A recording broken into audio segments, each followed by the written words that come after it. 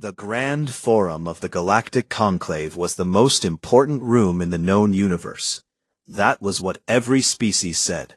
That was what every diplomat believed. It floated in space on a station called Aethon Prime, a massive structure of glass and metal that orbited a quiet, neutral star far from any single world. 214 species had a seat inside that room. 214 flags hung from the ceiling. 214 voices had the right to speak. But on this day, one voice had stopped speaking. Ambassador Sarah Voss sat at the human table. She was a tall woman with short gray hair and calm brown eyes. She had been an ambassador for over 20 years. She had sat in this room through arguments, through treaties, through moments of great hope and great failure. She had heard a lot of things in that room. She had stayed calm through most of them. But today was different. On the large screen at the forum, the vote count was ticking upward. It was the same vote they had seen 8 times before. Motion 7 Gamma, a formal censure of humanity's Terran Defense Compact. The motion said that humans were too aggressive, that human military ships moved too freely, that Earth soldiers acted without permission from the Council, that humanity was a danger to galactic peace. The number stopped. 189 votes in favor, 3 against. The 3 who voted against were Earth's oldest friends, the Dreshkai, a quiet insect-like species who had known humans for 200 years, and the Omani Collective, a cloud-based intelligence who rarely voted at all, but had chosen to stand beside humanity more than once. Together, they were almost nothing against 189. Sarah Voss did not move right away. She sat still and looked at the number on the screen for a long time. She had known the vote would go this way. She had known it before she walked into the room that morning. Her team had told her. Her advisors had modeled the outcome 3 different ways, and all 3 came back the same. There was only the feeling of something finally becoming too much to carry. She reached forward slowly. On the table in front of her was a small device, a translation earpiece, that she wore during sessions so she could understand every language spoken in the forum. She picked it up between 2 fingers. Then she set it down on the table, gently, without a sound. She stood up. No one spoke. Every head in the room turned toward the human table. Some of the delegates looked confused. A few leaned over to whisper to each other. The forum was a place of procedures and rules. People stood when it was their turn to speak. They did not simply stand up in the middle of a vote result. But Sarah Voss did not speak. She turned and walked toward the exit doors at the back of the chamber. Her footsteps were quiet on the stone floor. She did not look back. Then, one by one, the rest of the human delegation stood. Junior diplomat Kale Moran pushed back his chair and followed her. Senior advisor Priya Osei tucked her notes under her arm and walked after him. The military observer, a man named Harrow who almost never said anything, rose without expression and joined the line. Then the trade representative. Then the science envoy. Then every other human in the room. They walked out in a single line, quiet. No shouting. No final words. No turned heads or dramatic pauses. They simply left, as if they had somewhere more important to be. The doors closed behind them. For a moment, the forum was completely silent. That almost never happened. The forum was always full of noise. Whispers, shuffling, the hum of translation devices, the soft chime of voting systems. But right now, there was nothing. 211 species stared at 11 empty chairs and an abandoned earpiece sitting in the middle of a smooth table. High Speaker Orvan of the Valkyrie hegemony broke the silence first. He was a large creature with 4 arms and a wide flat face that rarely showed emotion. He had been the one to table the censure motion. He had done it all 8 times before, and this 9th time had felt like a victory. He leaned toward the delegate beside him and spoke in a low voice. "Good," he said. "Let them sulk." His colleague gave a small laugh. A few nearby delegates seemed to relax. someone started murmuring about moving on to the next item on the agenda. It seemed to most of the room like a minor drama that had already ended. But not everyone felt that way. In the far left corner of the forum, far from the Velkari table, sat Councillor Dren of the Tharn. He was old, even by Tharn standards, which meant he was very old indeed. His species had been in this forum longer than almost any other. They had watched empires rise and fall, watched species come to this table full of pride and leave it broken, watched the slow and patient turning of galactic history. Dren did not lean over to whisper. He did not smile or relax. He sat perfectly still and stared at the empty human chairs with dark, unblinking eyes. His thick fingers were pressed flat on his table. His breathing was slow. Around him, the forum began to return to its usual noise. Delegates talked. The next agenda item was being called up. The empty chairs were already being treated as if they meant nothing. But Dren kept staring at them. And the longer he stared, the heavier something grew inside his chest. It was not sadness. It was not anger. It was something older than both of those things. It was the feeling that comes when you have read enough history to know what certain moments mean before anyone else does. He had lived through enough of those moments to recognize this one. After a long time, he reached into the case beside his chair and pulled out a small, worn data reader. He pressed a few buttons and began scrolling through very old records, records that most counselors had never read. Records from 300 years ago, from the first decades after humanity joined the forum. He read for the rest of the session. He did not say a word to anyone. And when the forum finally closed for the day, and the other delegates filed out, chatting and relaxed, Dren remained in his chair alone in the empty room. The lights had dimmed. The flags hung still. The 11 human chairs sat cold and empty across the chamber. He looked at them for a long time. Then he closed his data reader, stood slowly, and walked out into the corridor. He had work to do tonight. Important work. The kind that could not wait until morning. 3 weeks passed after the humans left the forum. 3 weeks of no messages, no calls, no diplomatic transmissions of any kind. Earth's channels went quiet. The Terran embassies on other worlds turned off their lights. Human trade ships still moved through space, still carried their cargo, still landed and departed on schedule. But no human official appeared at any meeting, sent any letter, or picked up any communication device. It was as if humanity had simply decided, all at once, to stop talking. The Galactic Council did not panic, not at first. High Speaker Orvan of the Velkari hegemony opened the first session after the walkout with a tone of quiet satisfaction. With the human delegation gone, the forum moved faster. Motions that had been blocked for years passed in a single afternoon. Trade agreements that humanity had disputed for decades were signed without argument. The Velkari pushed through new shipping regulations, new military inspection rules, new council authority measures. It felt to many delegates like a breath of fresh air. This is how the forum should work, Orvan told his staff after the third day. Without one species holding everything back. But on the 5th day, the first reports came in from the Outer Reach. The Outer Reach was the name given to the far edge of explored space. It was a wide band of trade lanes, mining stations, and small colonies that connected dozens of species to the rest of the galaxy. The lanes were long and dark and often lonely. For the past 40 years, they had been kept safe by one thing above all others, the patrols of the Terran Navy. Human ships were fast, heavily armed, and had a well-known habit of showing up exactly where trouble was brewing before trouble could fully arrive. Pirates in the Outer Reach had learned, over time, that starting a fight was rarely worth it when a Terran destroyer might appear on your sensors at any moment. The Terran Navy did not stop operating when the diplomats walked out. But it did change its patrol routes. Quietly, without announcement, the human ships began pulling back from certain corridors. Not all of them, not dramatically, just a slow, steady thinning of presence in the areas farthest from human space. Within 2 weeks, piracy attacks in the Outer Reach had jumped by 340%.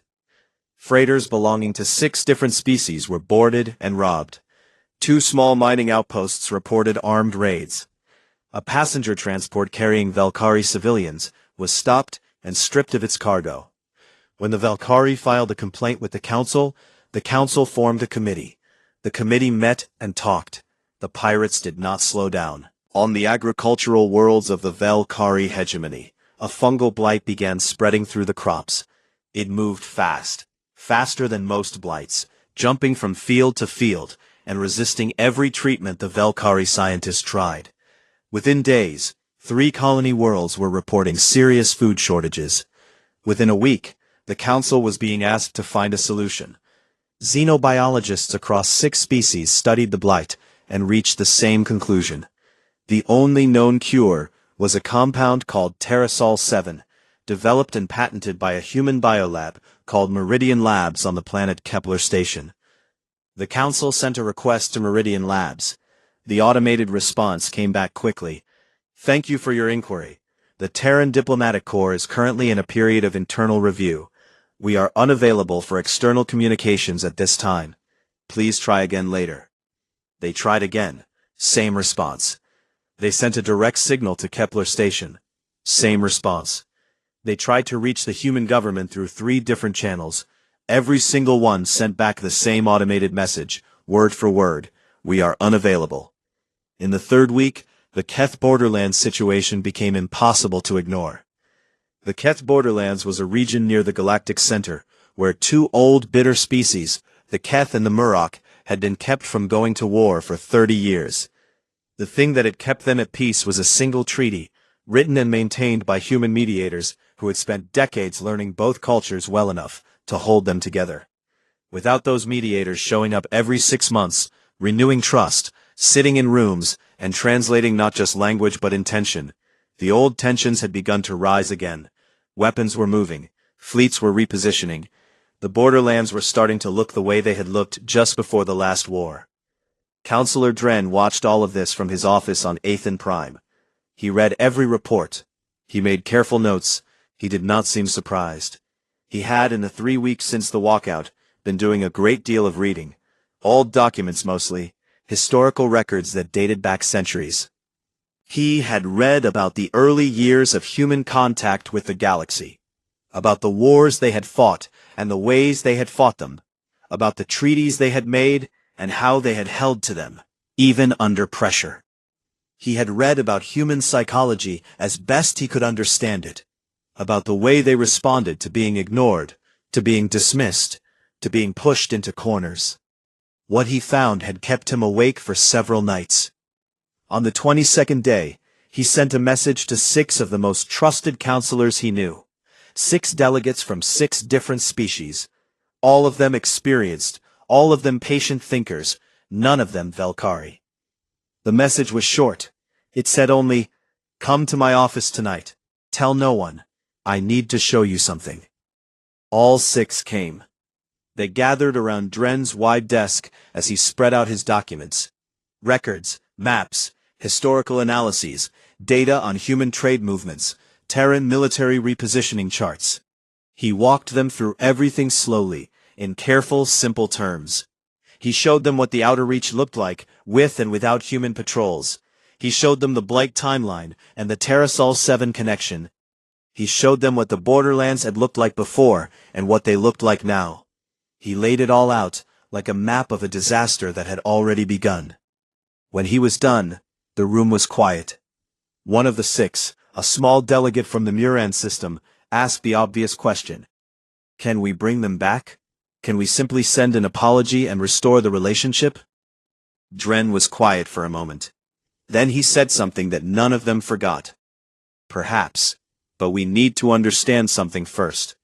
This situation, these 3 weeks of problems, this is not them punishing us. This is just what the galaxy looks like, without them in it. And if you think that is bad, he paused, then we have made a catastrophic mistake.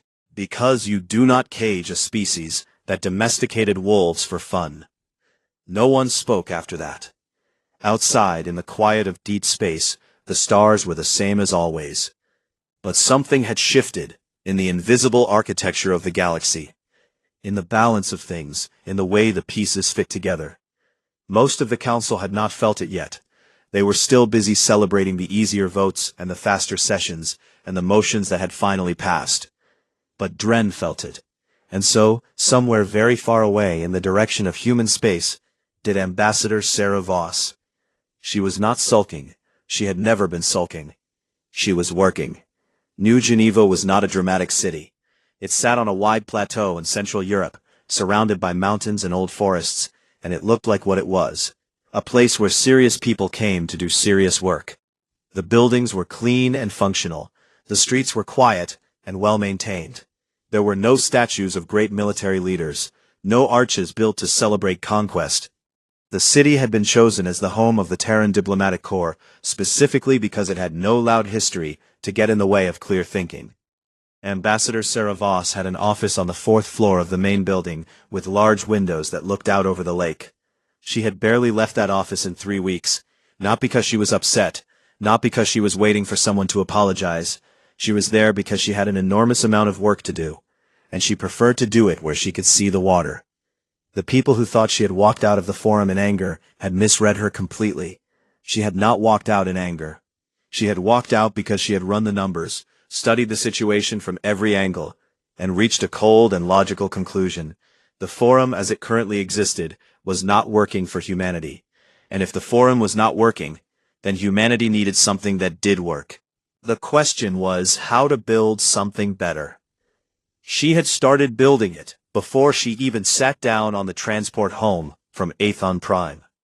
The first calls she made were to the Dreshkai and the Omani Collective, humanity's 2 old allies. Those conversations were long and careful. The Dreshkai were cautious by nature, but deeply loyal, and they had grown frustrated with the Council too, though they had never said so publicly. The Omani Collective communicated in strange, layered ways that most species found hard to follow. But Voss had spent years learning how to listen to them.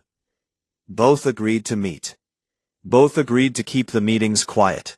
Over the following weeks, those quiet meetings grew into something larger. Word reached a few smaller species that were unhappy with the council's structure. Species who felt ignored and overlooked, whose requests went unheard, and whose problems were never placed high enough on the forum's agenda. They sent their own quiet messages. They asked if there was room for them at the table. Voss said yes. At the same time, the Terran Navy was moving. Not charging or threatening, moving. The kind of movement that looks like routine logistics if you are not paying close attention, but that anyone with real strategic knowledge would recognize immediately.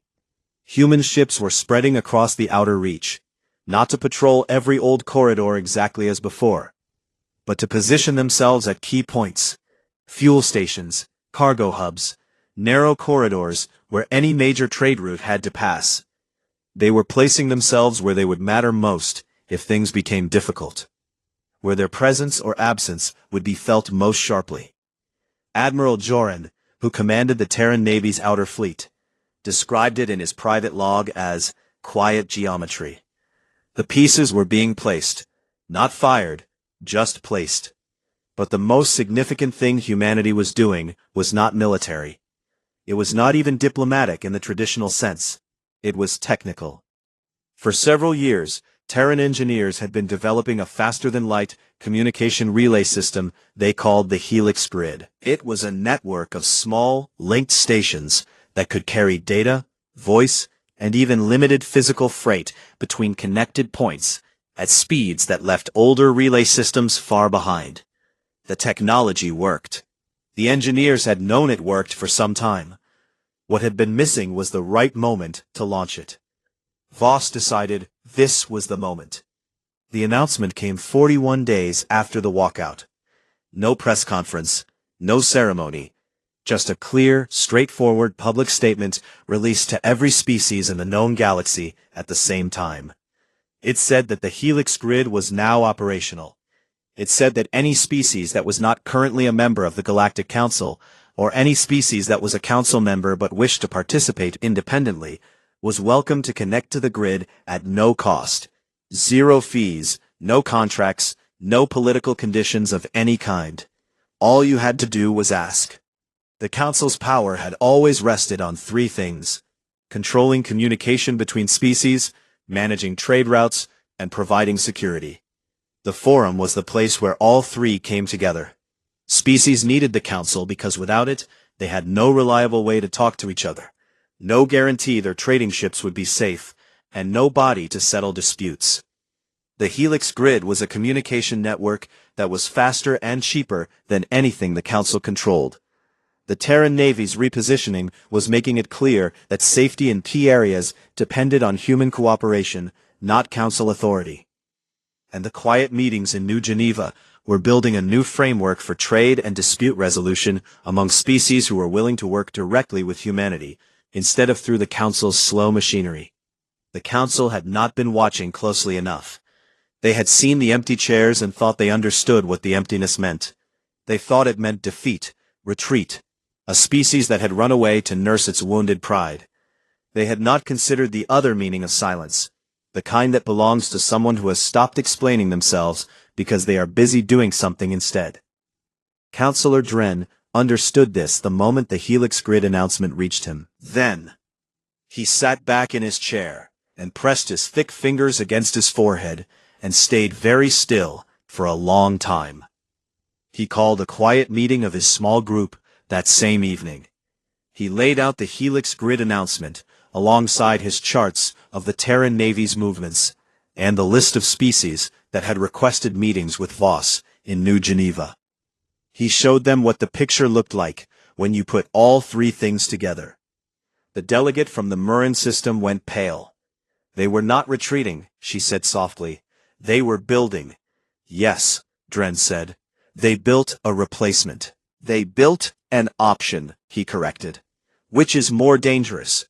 A replacement means they want to destroy what we have. An option means they can simply walk away from it whenever they choose. It means we need them far more than they need us, and they have now made that visible to every species in the galaxy. 14 small and mid-sized species formally requested observer status in the emerging Terran-led coalition within the week. Not members, not bound by any treaty, just observers, watching, considering, wondering if perhaps there was a better arrangement available than the one they currently had. The Forum's walls, which had always seemed so permanent, so foundational, so obviously necessary, had started to feel much thinner. In New Geneva, Voss ate dinner alone at her desk, looking out at the dark water of the lake. She was not celebrating. There was nothing to celebrate yet. But she was not worried either. The work was going the way she had expected it to go. She picked up her cold cup of tea, took a sip, and went back to her notes. The emergency grand session had never been called without humans present. In the 312 years since the Galactic Council first formed, there had been 11 emergency grand sessions. Every single one had included a human delegation. That was not a coincidence. Humans tended to be involved in emergencies. Now, on the morning the 12th emergency grand session was called, the human table sat empty, and for the first time in a very long time, the conclave felt genuinely afraid. The Forum hall was full. Every delegate had come. Even species who rarely attended regular sessions had sent their senior representatives. There was a mood in the room that was hard to name exactly.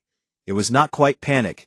It was the feeling that comes just before panic, when you can see what is heading toward you, but have not yet fully accepted that it is real.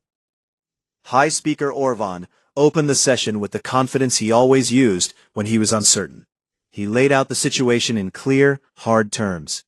Piracy in the Outer Reach had not slowed down.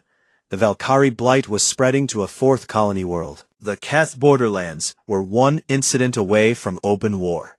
14 species had formally asked for observer status in the Terran-led coalition. And the Helix Grid, a faster and cheaper communication network controlled entirely by humans, was now open and accepting connections. The situation is serious, Orvan said, but it is manageable. The Council has the authority and the resources to address each of these issues independently. What we must not do is allow fear to guide our decisions. He then proposed that the Council consider military options to pressure humanity back to the forum. The room went very quiet when he said that. Not because the delegates were outraged, but because for many of them, something in that proposal felt deeply, instinctively wrong in a way they could not immediately put into words. It was the kind of wrong that lives in the stomach before it reaches the brain. Councillor Dren requested the floor.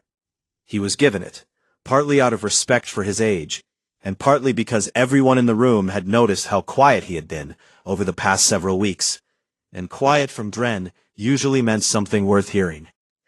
He walked to the central speaking position slowly. He did not carry notes, he had not prepared a formal speech. He simply stood at the center of the forum and began to speak in a low, steady voice that carried easily in the silence. "I want to talk about history," he said.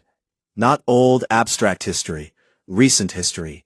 The history of one species and what that history tells us about the choice High Speaker Orvan has just suggested we consider."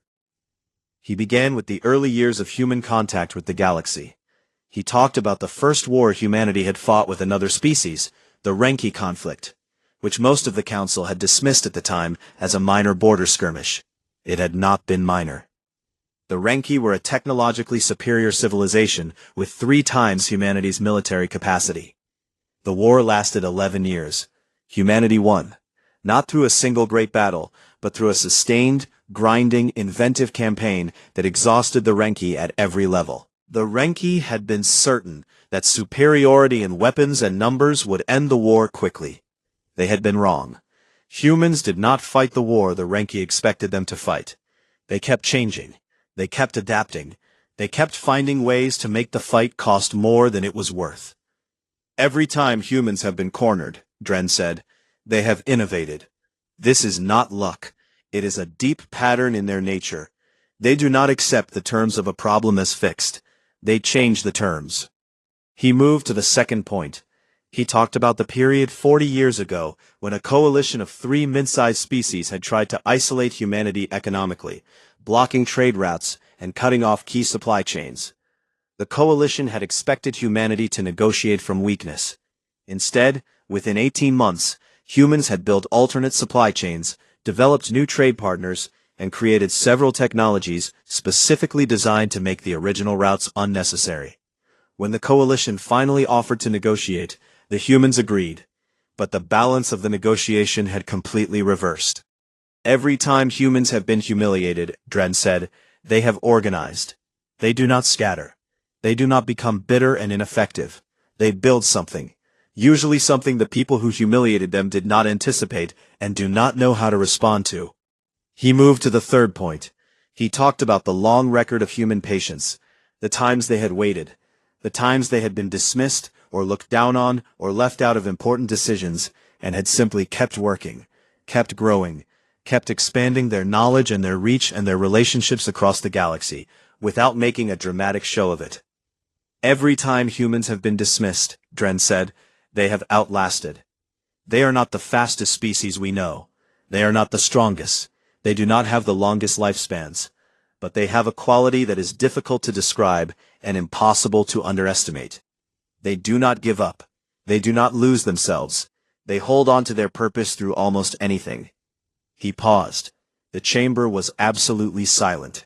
211 species were listening with complete attention. "There is one more thing," he said. "The military option. I want to address it directly. Humanity is the only species in recorded history to have won a sustained war of attrition against a Type 3 civilization. A species with energy production that dwarfs ours. A species that had been spacefaring for 600 years before humans left their own planet. Humanity fought that war for 22 years and won it not by matching the enemy's strength, but by making the conflict too exhausting, too unpredictable, and too expensive for the enemy to continue. They are not a species you can simply apply pressure to and expect to break. Pressure does not break them. Pressure informs them." He looked around the room, at the Velkari table, at the empty human seats, at the faces of 211 delegates who had, many of them, spent the past 2 months feeling like they had solved the problem by getting rid of a difficult voice. "We have not solved the problem," Dren said quietly. We have created one. And the solution to it is not to escalate. The solution is to apologize. Genuinely. Not as a formality. As an acknowledgement that we were wrong and that we want them back not because we need them, which we very clearly do, but because this body is not what it claims to be without them. High Speaker Orvan sat very still. His four hands were flat on the table. His wide face showed almost nothing. And if they refuse, Orvan asked. Then we pray, Dren said, that they still need us for something. Because based on what they have built in the past 60 days, I am not entirely sure they do. 3 days later, a Valkyrie scout ship that had been sent to observe Terran space returned to Aethan Prime early. Its crew filed into the debriefing room without speaking to anyone. The captain submitted a classified report that was immediately sealed at the highest level. Only Orvan read it, and when he was done, he closed it, set it face down on his desk, and did not move for a very long time. The captain's personal log, which was not classified, contained only one entry from the mission. It was 6 words long. They knew we were coming, already. The delegation that left Aethon Prime for Earth was unlike any that had ever made that journey. There were no military ships in the convoy, no formal guards of honor, no diplomatic cruiser carrying banners and signals of authority. Just 2 quiet transport vessels, plain and functional, carrying a small group of counselors who had agreed, after long and difficult discussion, that this was the only right thing left to do. Counselor Dren led them. He had insisted on it. Some of the others had wanted to send junior representatives first, a kind of testing of the waters before the senior council members committed to anything. Dren had said no. He had said that sending junior representatives would look like exactly what it was, a way of apologizing without fully apologizing, a gesture shaped more by pride than sincerity. If they were going to do this, they were going to do it properly. The Council's most senior available diplomat was going to walk to humanity's door, not send a message that humanity could choose to ignore. The journey to Earth took 4 days. Dren spent most of it in his small cabin, reading. The other 5 counselors were quieter than usual. There was not much to say that had not already been said in the long meetings that preceded this trip. Everyone understood what the situation was. Everyone understood what was being asked of them. The hardest part had been getting to the point of actually going. Now they were going, and the silence of deep space around the transport felt appropriate. They were met at the orbital station above Earth by a human customs official who was polite and thorough and said almost nothing beyond what was strictly necessary. They were then transferred to a surface shuttle. No escort, no ceremony. The shuttle descended through the atmosphere and landed at a small facility outside New Geneva, a plain building surrounded by grass and low trees. A human staff member showed them to a waiting room and offered them water. They waited for 18 minutes. Dren noted the time. Then the door opened, and Ambassador Sarah Voss walked in. She was dressed simply. She wore no formal diplomatic dress, no symbols of office, no decorations or awards that would typically be worn by a senior ambassador meeting a foreign delegation. She wore plain, dark clothes. Her short gray hair was neat. Her expression was calm and completely unreadable. She sat down across the table from the 6 counselors and folded her hands in front of her and waited. The room had no flags, no official seals on the walls, no translation devices visible, though a small panel near the ceiling would handle language without needing them to wear anything. There was a window with a view of a garden. The garden was very quiet. Dren had thought carefully about what he would say when this moment came. He had written several versions of an opening statement and discarded them all. In the end, he had decided that the only right beginning was the simplest one. We were wrong, he said.